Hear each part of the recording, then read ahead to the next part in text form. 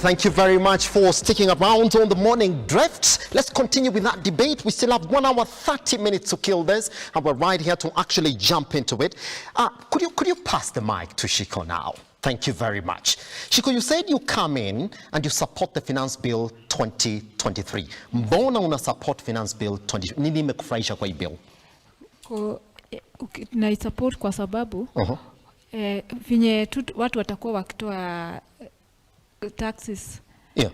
That's how our country will move on. Na hatuwezi kaa bila taxes in our country. Yeah.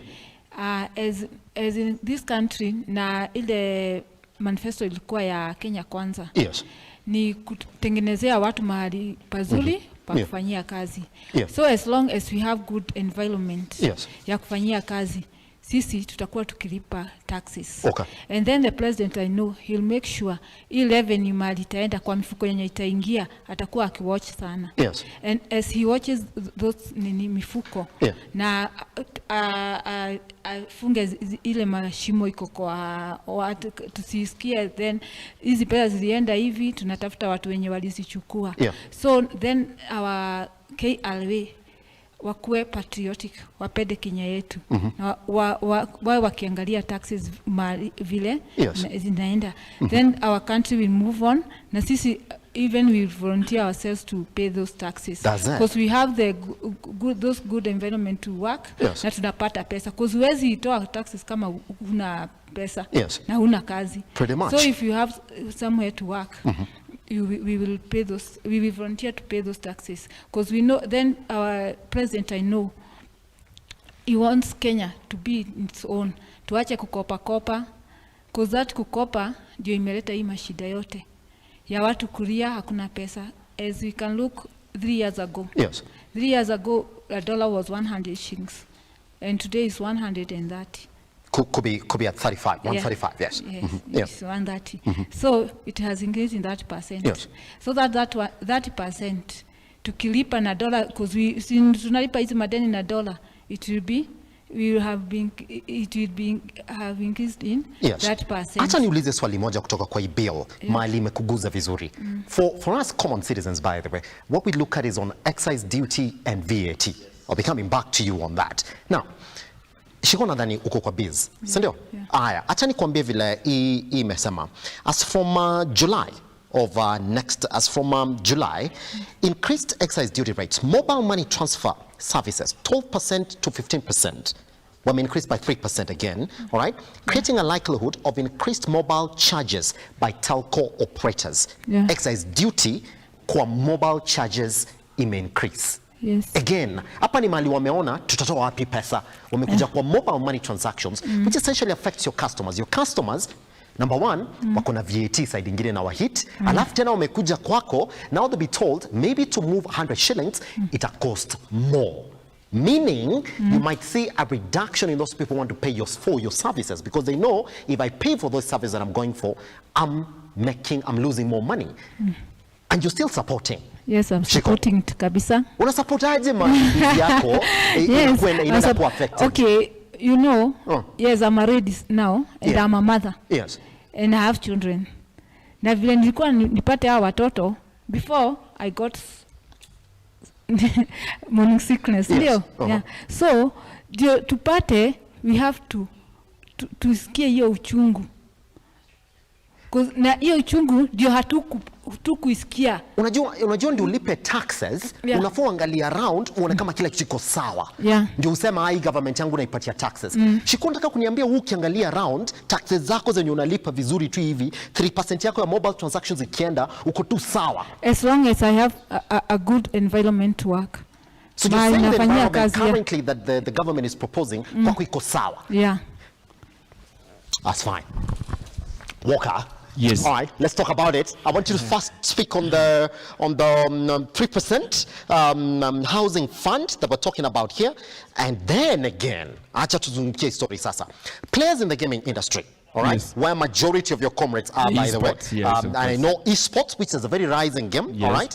Now, players in the gaming industry are, for instance, required to remit an excise taxes within 24 hours. Again, that is one. Again, on our cosmetics, all right, Yes. where we have human hair, wigs, false beards, okay, eyebrows, eyelashes, and artificial nails, they'll begin attracting excise duty at the rate of 5%. Now wait for it. Other excisable goods, by the way, that are going to attract tax, okay, are imported fish at 100,000 shillings per metric ton of 20%, powdered juice at 20%, and imported cement at 10% of the value of 1 shilling and 50 cents per kilogram. Let's start from there before we go to withholding tax, where all the content creators, by the way, young people in this country, when you're looking at hustlers, now they'll have to pay 15% withholding tax for anything they earn out of whatever it is as they make. They make millions. Hold on, Yes, we're going to come back there. Jim. Simba, this morning, Jump in. why Yes. we are here Yes. is because this kind of bill has heated a debate. Yes. But you can realize something. There's something missing. There's a gap. The citizens are not yet aware of the bill. But I want to tell Kenyans one thing. The president has got a lot of capability. Joseph, is that what it is? That indeed we are talking about a bill which majority of Kenyan citizens do not understand. Because of misconception. Is it misconception? Simba. Would you Simba. call it misconception, Jim? Not really misconceptions. Yes. I will say, first of all, that Yes. there's a gap in education that is not a misconception, because let us look at our country. At the time that this bill is coming, look at the pyramid. Who is at the top? If you tell me you will be charging them 35%, Yes. the others 30%. What is the uniformity? Who is at the top? Who is at the bottom? So it's not really a misconception. But one thing I will advise, the president, Yes. is that this bill is a good one for the country, but it has a wrong timing. Look at the economy. Look at what is happening. The common mwananchi is already inflicted. There's much pain. And so the economy is not doing good. And also talking about if we'll bring it from the last year's or the previous regime that was pro-handshake, and our president was also included. I would say this pain we have, it was a mess from last year. The president, it's not possible. We run this government, we run these financial institutions. Yes. And we know when a previous regime inflicts some pain, it will take us time to correct the mess. But when we are talking about the gaps, Yes.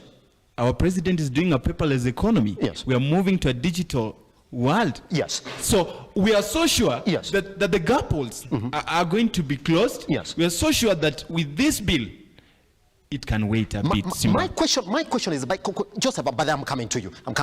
Could you hand over the mic to Alfred? Alfred, let me ask you a question. And I'm going to come back to whatever we have here. And Joseph, listen keenly. This government came into place on the basis of being a hustler government. Hold on. Ya watu wadogo. Ya vijana. All right? In fact, they were saying it's time, vijana, pia they have a say in government matters. All right. All right. Now let's go to these goods that have been excisable. All right? We are talking about human hair, all right, wigs, false beards, eyebrows, eyelashes, artificial nails that will begin attracting an excise duty at the rate of 5%. Alfred. Yes. Oh, also games and content creators within the industry. Is that not where you find majority of young people trying to make a living in this country? That's where the majority are. Would you say that's where majority of hustlers then are? Simba, Yes. this is a punitive bill. Yes. And I think it's like we are in Egypt. We are not in Canaan. Yes. We are back in Egypt. No, see. Let me disagree. Let me politely disagree with my friend Alfred. because Simba, This is Kenya. Yeah. All right, but you say we're in Egypt. And you're Canaan. when Ruto took over the office, Yeah. when President Ruto took over the office, majority thought that now we are going to get milk, honey, and those other things. This is our government. On the back of the promises, Yes. isn't it? Yes. This is our government. Yes. But currently, it seems like we are in Egypt and we are being led by Pharaoh. My friend here is saying that Unga currently retails at, I don't know, 160, 180. There's nothing like that. I have a shop which I'm running. Unga Joseph, retails at listen. 230. Listen. And that is Pembe. Listen. Kavagara, almost 300. Listen. So if you go back to the cooking oil, 1 liter, currently it retails at 250. Yes. Is that let's assume that someone who normally go out to look for maybe money for his family is a hustler, as we put it. Yes. Let's say that in a day this person has come back with 500 bob. Yes. Will he manage Yes. to give his family the 3 square meal using 500 bob? Does it? It can't. Yes. Secondly, the government is forcing us on the 3%, and I want to say these people are very wise. The 16%, which they are trying to enforce on the fuel, that one is not a discussion in the country. People are too much focused on the 3%, which is the minimum one. People are supposed to focus on the 16% Yes. on the fuel. Yes. I agree. Again, the 16% on the content creators. Yes. But if you look, I will say that majority are often wrong. Majority turned around and start worshiping Jesus Christ. Majority Yes. disagree with Yes. Galileo Galilei Yes. when he said that he's seeing when he said that the earth is spherical. Majority disagree with Christopher Columbus when he says he's seeing some bodies in the outer space. That's how majority currently who are on the street are only on the street demonstrating against the 3%, but they're not seeing the 16%, Yes. which is going to affect. And Simba, that is what we were talking about. Essentially that, isn't it? Simba. Essentially that. Joseph, just hold on. Yes. Just hold on. I'll be Yes. coming back to you on that. Joseph, take the mic from Alfred then, so that you can actually defend that. And I want to ask you on this basis. What sort of citizen are you? Do you vote people in, or do you vote the ideologies of these parties that come into power? I voted for ideology. Fine. Next question then is going to be this. If indeed you have a government that came in with a promise of reducing the cost of living in this country, Joseph, are we going to pretend that you don't know that the cost of production for this country is essentially an energy conversation? And that's what I said. Yes. I support this finance bill Yes. fully, but You can't say fully. You can't say fully in that. Yes. I said I support it. Yes. But with a clarification on one thing. Yes. And that's what I started with. I started by saying Yes. we are focused on 3%, as my brother has said. Yes. But we are not focused on the fuel levy that is moving from 8% for fuel products Yes. to 16%. Yes. For me, is it that's possible? Is it where possible for me to focus on the For me- 3%, you focus on the 16%, and then say, well, majority of these issues presented here then do not make sense in the finance bill? For me, Yes. 90% of what is there, it's correct. For you, isn't it? For me, Yeah. it's a good and guided. Yes. Why do I say so? The government, or during the manifestos, he said that this government is gonna be owned by the lower class people. Yes. Yeah. In this sense, when I don't pay tax, He's laughing, by the way. okay. When Yes. I don't pay tax, I will tell him and he would hear, Yeah. and I'll preach to him and Yes. he will hear. Yes. When I don't pay tax, do I got a responsibility? No. When he said that Kavagara and Raha Premium Yes. ungas are selling Yes. at 300 shillings, it's a lie. I purchased one. Clean shelf Kikuyu stores. Who's Be telling- selling Chico, who's at telling the truth? Who's telling the truth 247 between Joseph, shillings. within No, Joseph wait and first. Alfred? Let me give you my analysis on this. Yes. On this Unga product. Yes. For example, when he talked about 1 liter of cooking oil going for 250, I said it's okay because last regime it was selling at 327. It's not a lie. Google, September 2022, it was selling at 327. Currently, it's selling at 250. Yes. Okay, the third one Yes. is something that already I purchased. When you say that, for example, what kind of a car are you driving? Yes. You drive from what your pocket dictate. You get it? Yes. You won't want to consume a nunga that is costing 247, and there's a provision of a nunga from Ajab company that is selling at 197. Which is not everywhere. Is that It's what it is? everywhere. It's not It everywhere. is everywhere. Is that what it is? Joseph, take the mic, please, from him as well. Yes. And Chico, by the way, we're going to get into it very fast. Joseph, but not, I want to respond this very quickly. Yes. This government came in with the promise of being a hustler government. I'm going to come back to that, by the way. I'm going to talk about what Wamuchomba and what the UDA vice chair said just before stepping out of office. And you do know very well. He wasn't. That's fine. Just fine. We're going to get on that, but it was within the party. It was within the party, isn't it?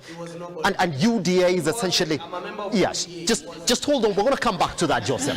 Right. Do you feel that indeed the proposals here that are touching on the hustlers' pockets are essentially hustler ready? I would say that. No. Yes. No. Yes. For instance, there is 16% Yes. added on powder milk. Does it? Powder milk. Yes. If Wanjiru can testify, most of the HIV positive Yes. women who give birth to children, they never breastfed. They breastfed their children with powder milk. Yes. It has been added 16%. Joseph, we're going to come back to that. It has been added 16% Yes. VAT. Then they remove 16% on choppers and helicopters. Just imagine. They remove 16% from the choppers and helicopters. Yes. And then the same 16%, Yes. they added it to the powder milk, Yes. which feeds the slums babies, which feeds the mama, the local mwananchi on the ground. Yes. Another thing. Yes. That is my friend here Joseph is not seeing. This turnover tax. Yes. Daily, if you earn 1370 per day, you must pay 3%. Whether you are mama boga, whether you are mtu wa boda boda, Yes. you must pay. For the employee. Not No, employee. let us not. We're going to come back to that. Not housing. It's not about housing levy. I'm not speaking it's just about on housing TOT. levy. It's just on TOT, by the way. I'm speaking Yes. about the Yes. gross income Yes. daily. For the hustler Yes. business, That's it. mtu wa boda That's it. boda, You say it's actually mama, that? Yeah. iko hapo. 500. Hapana, Yes. soma 1370. Yes. It was TOT. 13, Yes. Yes. 1 million per month. And we're gonna- 1370. But now, What- it was lowered from 1 million Yes. to 500. Let us No. We're gonna look into it, Joseph. We're gonna look into it. We're gonna look into it. All right, just clear on that point because there's an issue here that I want you to respond. Yes. Let me finish Yes. on this issue, and you will lead Yes. on that article on Yes. the finance bill. Yes. There is that article on 3%. Yes. On everybody on a turnover, we call it gross income. On a turnover, every day you pay 3%. Now this one, the finance bill has said the commissioners will introduce the KLA men who will be going to the streets collecting this 3%. Kwa watu wa boda boda, kwa mama boga, uki-earn 1370 per day. Hiyo ni ile umezinunua sukuma yako, umeuza, haujaondoa faida, haujaondoa ile umenunua, ni ile tu imeingia gross income. Hiyo ni kitu moja. Another thing on this 16% on fuel levy. Wacha tuite 8% kwa sababu tayari tuko na ile 8% ambayo ilikuwa inapiganwa sana na Kimani Waishongwa na Dede Nyoro on the last regime, wakisema you cannot add 8% on fuel levy. Walikuwa wanaipiga sana. Yes. And we are Kenyans and we know, and they are in record. Right now they are adding another 8% on fuel levy. The fuel levy, which will be 16%. If you pay a token in your house, there is that breakdown of fuel levy. So if it is gone to 16%, your steamer, your token will add up. Naza. The manufacturing process will add up. Naza. That unga will add up. Naza. That transport will add up. Naza. Everything. We are all local Kenyans who deal with electricity, who deal with fuel, Naza. who deal with this.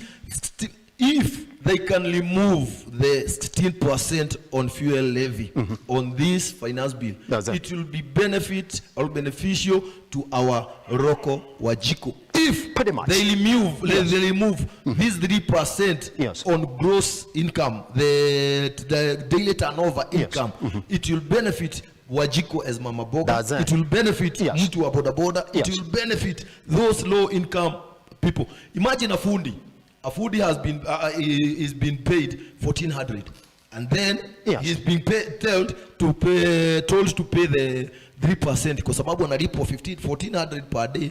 Huyu fundi tena atoe hiyo pesa alipe hii gross income per day. This government is not for mwananchi, it's not for Wajiko, it's not for hustlers.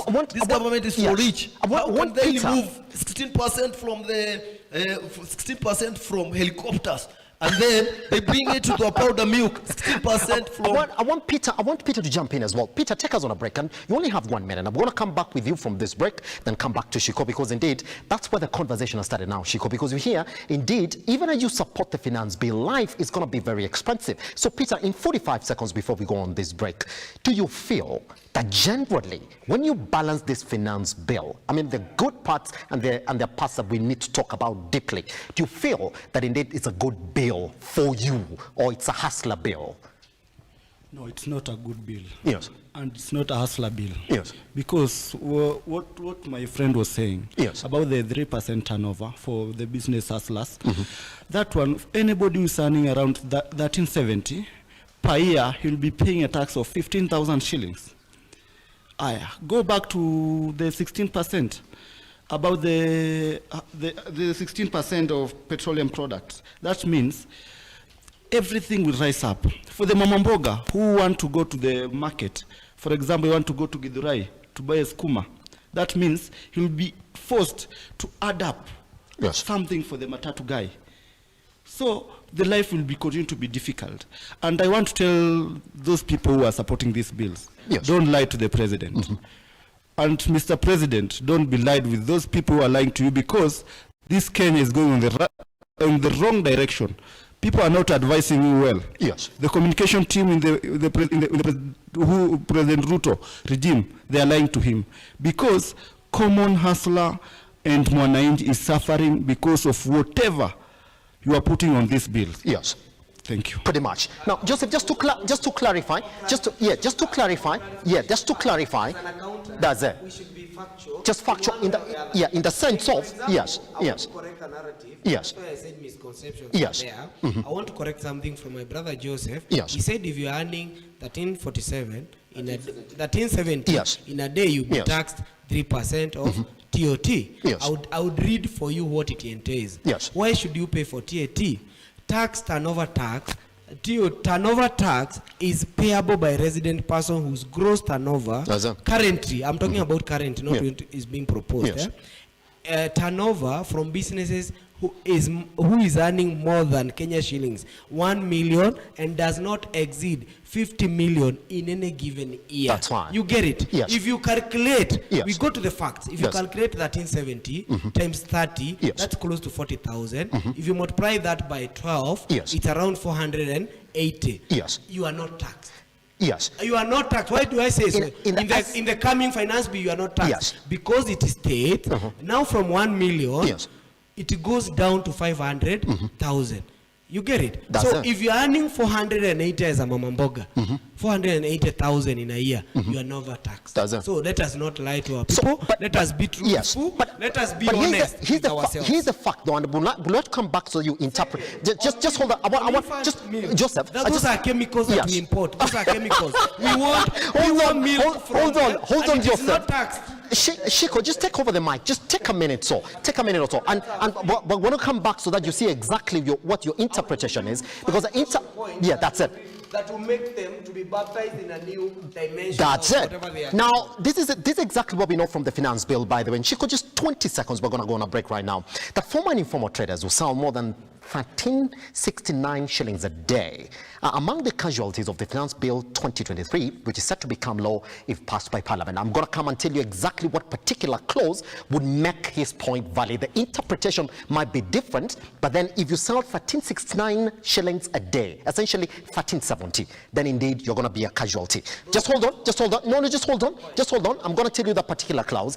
Then, Shiko, don't you see that this gentleman, even if Joseph says, well, they support the finance bill, that one thing that's going to keep on sort of increasing the cost of living in this country is that 16% VAT on fuel products. On that basis alone, we are buying sugar expensively right now. We are buying bread expensive right now. And other products that would again jump once it comes into effect. Is that no reason enough for you to tell the president, I do not support the bill just because of that? It's not a good reason.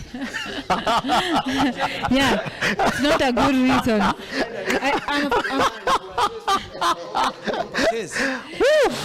Yeah. Walker, you have a task. Yes. You have a task. Guess what? Yeah. Shiko, just hold on there. We have a task then to convince Shiko exactly what options are there if you're saying that the economy is energy driven, and then indeed you're saying, well, there are options within the country. Guess what? We are in it. Once we come back, Joseph is going to explain us exactly what it means then for you to be a casualty in the Finance Bill 2023 if you're making 1,369 shillings per day. Why you're a casualty. And once we come back, Shiko, you're going to convince us why indeed just 16% on VAT will not make you tell the president, wachana na hiyo mambo. We got on.